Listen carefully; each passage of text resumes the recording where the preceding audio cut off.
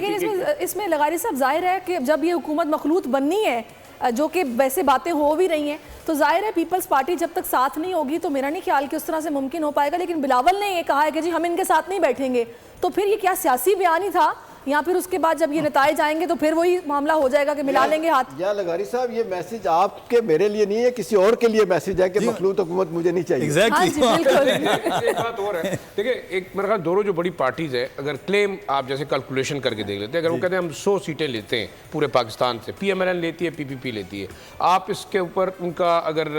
Reserve set دیکھیں women کی 100 سیٹیں لینے والا 30 سیٹیں وہ لے گا, مائنورٹیز کی 7-8 لے گا, تو تقریباً 140 تک یہ چلے جائیں گے اگر یہ فارمولہ ہم اپلائی کرتے ہیں ڈیپینڈنگ. لیکن اس کے بعد آپ دیکھیں آپ کے پاس چھوٹی پارٹیز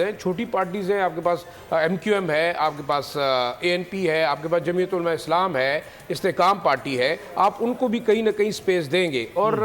میرا یہ خیال ہے کہ شاید مخلوط حکومت اس سینس میں میاں صاحب ضرور چاہتے ہوں گے کہ چھوٹی پارٹیز ان کے ساتھ ملیں, لیکن پھر وہی چیز ہوگی کہ جو بڑی پارٹیز ہیں میرے خیال میں وہ مختلف بینچز پہ بیٹھیں گی, چاہے وہ پیپلز پارٹی ہے یا پی ایم ایل این ہے. لیکن آپٹیمسٹک دونوں ہیں, بلاول صاحب بھی کینڈیڈیٹ ہے پرائم منسٹرشپ کے اور میاں صاحب بھی ہے. لیکن ایک جو آخری چیز میں ایڈ کرنا چاہوں گا وہ ہے,